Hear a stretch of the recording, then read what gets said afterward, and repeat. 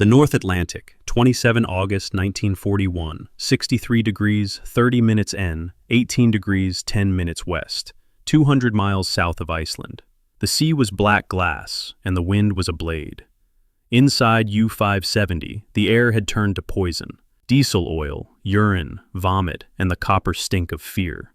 Red lamps bled over every surface, so that the boat looked like the inside of a slaughtered animal. The last depth charge had punched a hole in the pressure hull, just forward of the control room. Seawater hissed in under 180 meters of ocean, like a living thing trying to get at their throats. Another charge had shattered both hydrophone arrays. They were deaf, half-blind, and bleeding to death.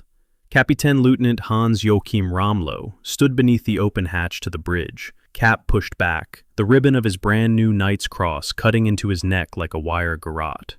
34 years old, married, 2 small daughters he had not seen in 14 months, a man who had sunk 112,000 tons of Allied shipping and been decorated for it by the Führer himself in the marble halls of the Reichschancellery. Now he was watching his boat die. The chief engineer, Oberleutnant Bernhard Berndt, climbed down the ladder, face black with oil, eyes white and huge. "We have 8 minutes, maybe 10, before the forward battery room floods. After that the chlorine starts. Then we all choke."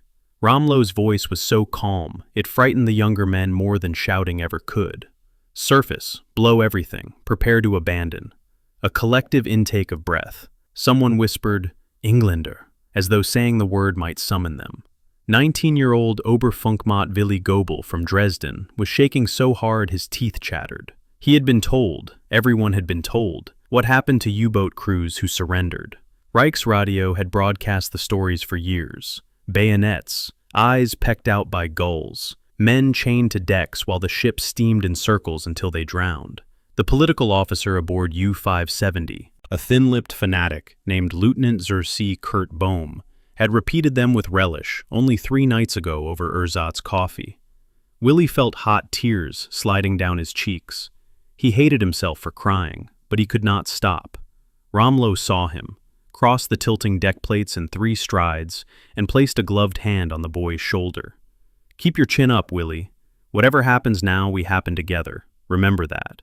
Then the klaxon for surfacing, the mad roar of high-pressure air. The boat lurched upward like a drowning man clawing for light. They broke surface at 17:14. The first thing Willi saw when they flung the hatch was the sky. Huge, pale, indifferent, and full of daylight. The second thing was the aircraft, a Lockheed Hudson of 269 Squadron. Red and blue roundels bright as blood against the gray wings, circling lazy and low, sunlight flashing off the cockpit glass like a wink. Below it, 2 ships, the armed trawler HMT Northern Chief and the corvette HMS Kingston Agate. Gray paint, rust streaks, Union Jacks snapping in the wind. No one fired. Willi waited for the machine guns to open up, for the sea around the casing to boil white with bullets. Instead, a young British lieutenant on Kingston Agate's bridge raised a megaphone and called across the water, in perfect, almost accentless German. "Achtung, U-Boot! Hände hoch und langsam herauskommen. No tricks, please. The water's bloody cold."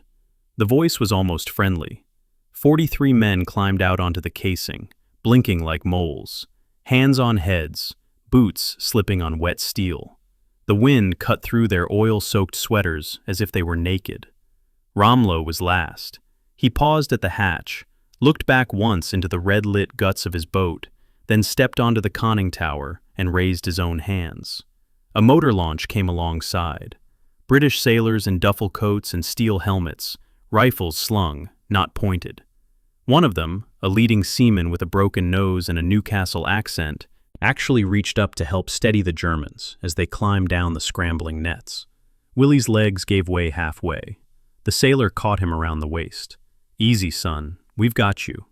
Willi stared at the man's face, wind-burned, tired, kind, and felt something inside him crack like thin ice. They were herded aboard Northern Chief. The deck stank of cod and wet rope. Someone started singing Deutschland über alles in a shaking voice. A petty officer told him, politely, to shut up. Then the cigarettes. The same petty officer, name tape reading J.T. Walsh, produced a tin of 50 players Navy cut, shook one out for each German, and struck the match himself, cupping the flame with a tar-stained hand. Willi's fingers trembled so badly he nearly dropped the cigarette. Walsh steadied it between the boy's lips and said, "There you go, mate. Get it down you." The tobacco was rich, English, nothing like the sawdust and nettle rubbish they had smoked for 2 years. Willi inhaled and felt his knees buckle again. Walsh caught him by the elbow. "First time topside in a while, eh?" Willi could only nod. Below deck in the cramped mess, they were given enamel mugs of tea, strong, almost black, laced with pinned milk and 2 heaped spoons of real sugar. Real sugar. Willi stared at the swirling surface as though it might vanish. Karl-Heinz Schultz, the huge diesel machinist from Saxony, a man built like a barn door, held his mug in both hands and whispered, "Mein Gott, Zucker." A British able seaman slid plates across the table, corned beef hash, tinned carrots, thick slices of fresh white bread with a knob of butter each the size of a 9mm round. Willi laughed then, actually laughed, a high, cracked sound that turned into a sob halfway through. "Butter?" he said to no one in particular. "They give us butter?" The cook, a fat man with a mustache like a yard brush, shrugged. "You're hungry, aren't you, lad?" Ramlo sat apart, cap on the table, watching everything with the eyes of a man waiting for the trap to spring. He had read the pamphlets. He knew what happened next. The beating, the mock execution, the cigarette burns. None of it came. Instead, Petty Officer Walsh sat down opposite him, offered another cigarette, and said conversationally, "Nice boat you had there, sir. Type 7C, isn't she? Good lines. Shame about the hole in her." Ramlo stared at him for a long moment, then took the cigarette. "She was a good boat," he said in careful English. "Still is," Walsh replied. "We'll patch her up and take her home. Call her Graf, I shouldn't wonder. Funny old war." Ramlo had no answer to that. That night, the Germans were locked in the cable locker under armed guard. The space stank of tar and old rope, but it was warm and dry. They sat shoulder to shoulder, chewing the last crusts of bread slowly, deliberately, like men tasting freedom for the first time. Karl-Heinz Schultz broke the silence. "I think," he said quietly, "they're going to feed us until we burst, and then they're going to be nice to us until we go mad." Someone laughed. Someone else started crying. Willi Göbel did both at once. Ramlo lay awake listening to the trawler's engines and the slap of waves against the hull, and for the first time in years felt something he had no name for. They reached Scapa Flow at dawn on 29 August. The anchorage was a forest of gray steel, King George V-class battleships, the carrier Victorious, destroyers in nests like wolf packs.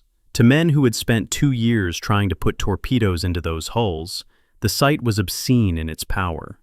A launch took them alongside HMS Malcolm. A Royal Marine piper in kilts played "The Barren Rocks of Aden" as they came aboard. Willi wanted to laugh at the absurdity of it all. Transferred to the destroyer for the run south, they were given hammocks in the seamen's mess. Real hammocks. Clean blankets that smelled of soap. Willi slept for 14 hours straight and woke to find a mug of cocoa, real cocoa, beside him. At Thurso, they were put aboard a train, windows painted black, guards at every door. The journey south took 36 hours.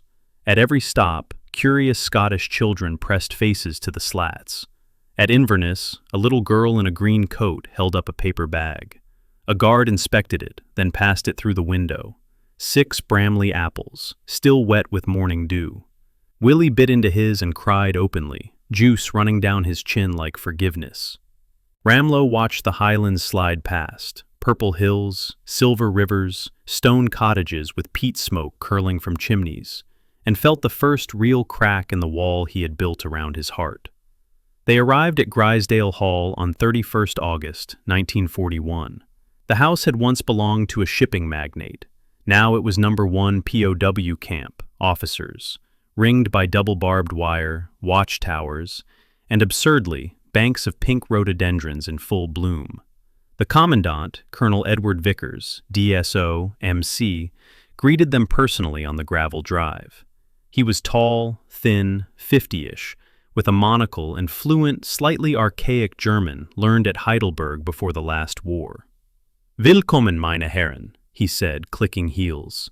"You will be treated as officers and as human beings, nothing less.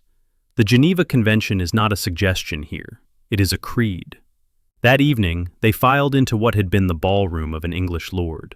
Long tables, white linen, silver cutlery, actual forks, not the wooden spoons of the Reich. British other-rank orderlies in crisp white aprons served the meal. Roast mutton, pink and bleeding juice, roast potatoes crisp in goose fat, cabbage, carrots glazed with butter, Yorkshire puddings the size of life jackets, gravy so rich it coated the tongue. For dessert, spotted dick with custard thick enough to stand a spoon in. Silence fell like a curtain. 43 German officers stared at their plates as if they were unexploded bombs. Willi Göbel moved first. He picked up his fork with trembling fingers, cut a piece of mutton, and put it in his mouth. His eyes closed. A tear rolled down his cheek. Karl-Heinz Schulze stood up suddenly, glass of water in his huge hand. "Meine Herren," he said, voice cracking, "I propose a toast to our enemies, who feed us better than our own people ever did."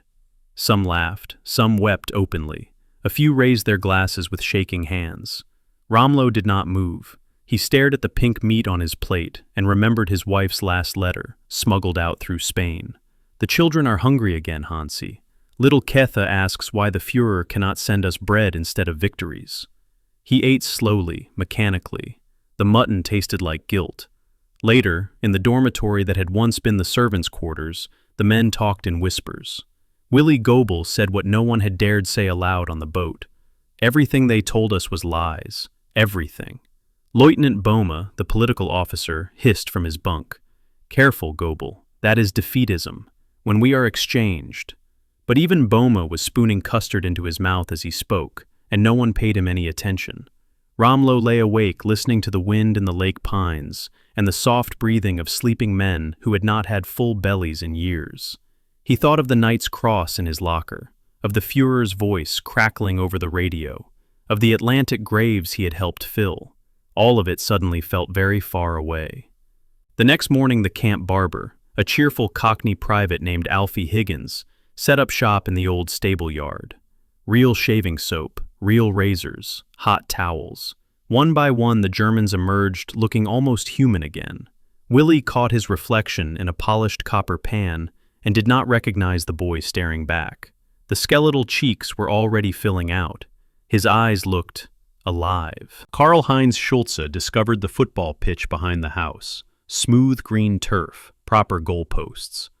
That afternoon, the Germans played the British Guards. The Guards took off their tunics and played in shirt sleeves. The score ended 4-4. After the match, the Guards produced bottles of Newcastle brown ale, ice cold from the lake, and passed them round. Ramlo watched from the terrace, hands in pockets. A British major, David Drummond, late of the Argyll and Sutherland Highlanders, joined him and offered a cigarette, players again. "You know, old boy," Drummond said quietly in German, "we're not so different. Same shitty war, same longing to go home." Ramlo took a long drag, exhaled toward the fells. "My youngest daughter," he said suddenly, surprising himself, "will be 4 in November. I have never heard her speak." Drummond was silent a moment. "My boy is 3, he said at last. "I've never seen him walk." They smoked without speaking while the sun went down behind the Langdale pikes and turned the lake to molten copper. Weeks turned into months. The camp library received books the Gestapo had banned. Thomas Mann, Stefan Zweig, Remarque, Hemingway. The Germans read them greedily, passing them hand to hand like contraband. A camp orchestra formed, violin, cello, 2 clarinets, piano. One night in November they played Beethoven's Opus 132 under the chandeliers, while British officers stood and applauded until their hands were raw. Willi Göbel learned to play chess with a guards officer who had been at Dunkirk. They played every evening after supper, speaking little, just moving the pieces and smoking players' navy cut. Karl-Heinz Schulze started a vegetable garden with the camp carpenter. They grew lettuce, carrots, potatoes. The first crop was served at Sunday lunch with roast beef. The Germans ate in silence, reverently. Rommlo walked the fells every day with a guard who never carried a rifle, only a walking stick. They spoke of fishing, of women, of the stupidity of war. The guard's name was Tomo Ellison, a shepherd from Keswick before the war. He taught Rommlo the names of the hills in the old tongue: Skaffell, Helvellyn, Skiddaw. One day in December, snow fell thick and silent all afternoon. The Germans built a snowman on the front lawn, complete with a carrot nose stolen from the kitchen and a British steel helmet perched rakishly on its head. Colonel Vickers came out to look, hands behind back. "Rather good likeness of me, don't you think?" he said, and the Germans laughed until they cried. Christmas, 1941. The British guards gave up their own leave to stay with the prisoners. On Christmas Eve, the camp choir, Germans and British together, sang Stille Nacht in the ballroom, while snow tapped at the tall windows. On Christmas Day, there was goose, real goose, with sage and onion stuffing, roast potatoes, Brussels sprouts, and a Christmas pudding so rich with fruit and brandy it had to be carried in on a plank by 2 men. It was flamed with rum and brought to table in a blue blaze while everyone cheered. Willi Göbel got drunk on 2 glasses of sherry and stood on a chair to make a speech. "To our enemies," he shouted, tears streaming, "who became our friends." Even Bohm drank the toast. Rommlo found himself singing "O Tannenbaum" with Major Drummond, their arms around each other's shoulders, voices cracking with homesickness and something else, something dangerously like hope. Spring, 1942. The rhododendrons came again, great banks of purple and crimson against the gray stone. Willi Göbel turned 20 in April. The British baked him a cake with real icing, and the whole camp sang "Happy Birthday" in 2 languages. That night, Willi wrote a letter home he knew would be heavily censored, but he wrote it anyway. "Liebe Mutti, we are treated with honor here. The stories were wrong. Tell the others. Tell everyone. There is still kindness in the world, even in war. Your son who is no longer afraid." He signed it with a small drawing of Windermere at sunset. Years later, long after the war, long after Grisdale became a hotel again, a gray-haired man returned to the Lake District. He stood on the terrace where once German officers had smoked English cigarettes and watched English sunsets, and looked out over the water. His name was Willi Göbel. He was 60 years old. He had become a schoolteacher in Hamburg, had married, had children and grandchildren who knew nothing of U-570, except the funny story about the Christmas pudding. He laid a small bunch of flowers, heather and late roses, at the foot of the old flagpole and spoke aloud the only prayer he still knew. "Thank you for the bread. Thank you for the butter. Thank you for the tea with 2 sugars. Thank you for proving that even in the darkest times, a man can still be kind to his enemy." Somewhere across the water, a church bell rang for evensong, and for one brief moment, the war felt very, very far away. Hans-Joachim Rommlo never returned to Grisdale. He was repatriated in 1947, a thin, quiet man who walked with a limp from an old wound. He went back to his wife and daughters in Wilhelmshaven, took a job as a harbor pilot, and never spoke of the war again except once, to his youngest daughter Ketha on her wedding day. He gave her away in a small church that smelled of salt and candle wax, and when the organ played Mendelssohn, he wept without sound. Later, at the reception, Ketha asked him why. He looked at her for a long moment, then said simply, "Because once, a long time ago, your father was very hungry, and someone gave him butter." Karl-Heinz Schulze settled in Canada after the war, became a farmer in Saskatchewan, grew wheat so tall it hit a man on horseback. Every Christmas he sent a card to Colonel Vickers, always the same message: "Thank you for the goose.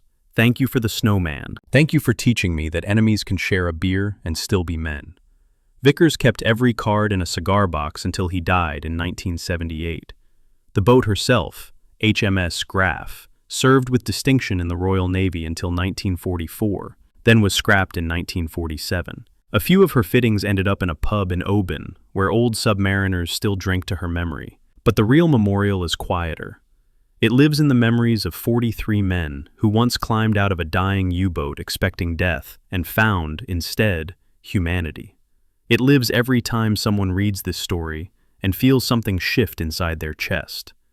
It lives every time a soldier, somewhere, offers a cigarette to a prisoner. It lives every time we choose kindness over hate, because on 27th of August, 1941, in the middle of the North Atlantic, a small group of ordinary British sailors looked at 43 terrified, half-starved enemies and decided, without orders, without propaganda, simply because it was the human thing to do, to be kind. And in that single act of grace, they won a victory greater than any tonnage sunk or port besieged.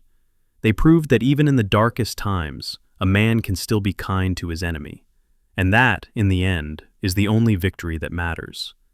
So, if this story moved you, if it made you question everything you thought you knew about enemies and mercy, do not let it end here. Share it. Let it reach someone who still believes hate is the only language war speaks. And in the comments below, tell me, when was the last time an act of kindness completely shattered what you thought you knew about another human being? I read every single one.